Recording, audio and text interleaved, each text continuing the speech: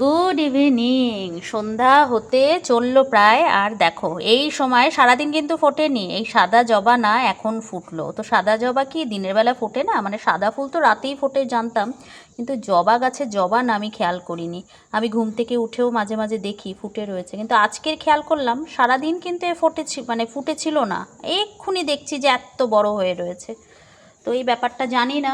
যাই হোক, আজকের অনেক গাছের কাটিং করলাম, বলতে এই যে মুকুল টুকুলগুলো যেগুলো তুলসী গাছের মুকুল হয় সব ফেলে দিয়েছি দেখো। তার সাথে এইগুলো শুকিয়ে গেছিলো সব গোলাপ, এইগুলো ফেলে দিয়েছি আর কেটে দিয়েছি গাছটা। আর এই কটা রয়েছে, এগুলো কাটতে মায়া লাগলো, থাকুক, নিজেরাই ঝরে ঝরে পড়বে।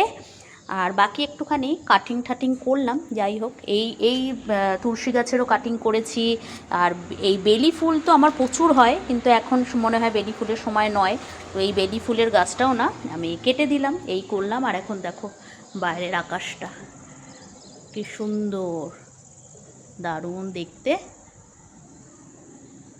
এখন বসাবো চা, আর গরমা গরম চা খাবো।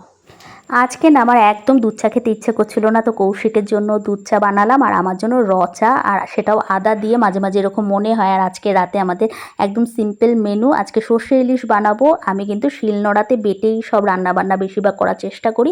কালো সর্ষে, সাদা সর্ষে, একটু নুন আর কাঁচা লঙ্কা বেটে নিলাম, আর কালো জিরে, নুন। আর এই যে দেখো সর্ষে আর ইলিশ মাছটা না আমি নুন, হলুদ আর একটুখানি লঙ্কার গুঁড়ো দিয়ে মাখিয়ে রেখে দিয়েছিলাম। তারপর কড়াইয়ে সর্ষের তেল গরম হয়ে গেলে 2 পিস বানাচ্ছি, কারণ আমি আর কৌশিক খাবো। বুট্টু থেকে না আমি ইলিশ মাছ খাওয়াতে একটু ভয়ই পাই, কারণ এই কাঁটা ঠাটা থাকে। তো ওর জন্য ডিম রান্না বলতে ডিম সিদ্ধ করে নিয়েছি, আর সেটাই ওকে খাইয়ে দেবো।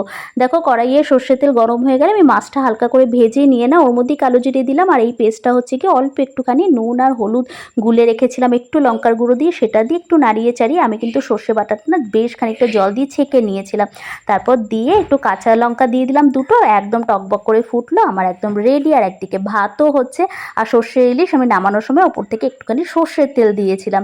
আর কৌশিক সেই ফাঁকে চট করে নিয়ে এসেছিল এই দেখো সুইটকর্ন। আর সুইটকর্ন খেতে আমি ভীষণ ভালোবাসি, আর হায়দ্রাবাদে না সুইটকর্ন ভীষণ ভালোও পাওয়া যায়, এত মিষ্টি থাকে আর এত বড় বড় দানা। তো এই যে এখানে কিন্তু সিদ্ধ বিক্রি হয় জানো তো, সুইটকর্নগুলো আমার মনে হয় সেদ্ধ খাওয়াটাই ভালো। আর আমাদের ওয়েস্ট বেঙ্গলে যেগুলো হয় সেগুলো নর্মাল থাকে, ভুট্টাগুলো সেগুলো পোড়াই খেতে ভালো লাগে। তার সাথে একটু বিট নুন নিয়েছি, একটু কাঁচা লঙ্কা নিয়েছি। ওরা অলরেডি একটু নুন আর একটুখানি লঙ্কার গুঁড়ো দিয়েই দেয়। সব থেকে স্পেশাল হচ্ছে কি এই যে এটা কি বলো তো, গন্ধরাজ লেবু।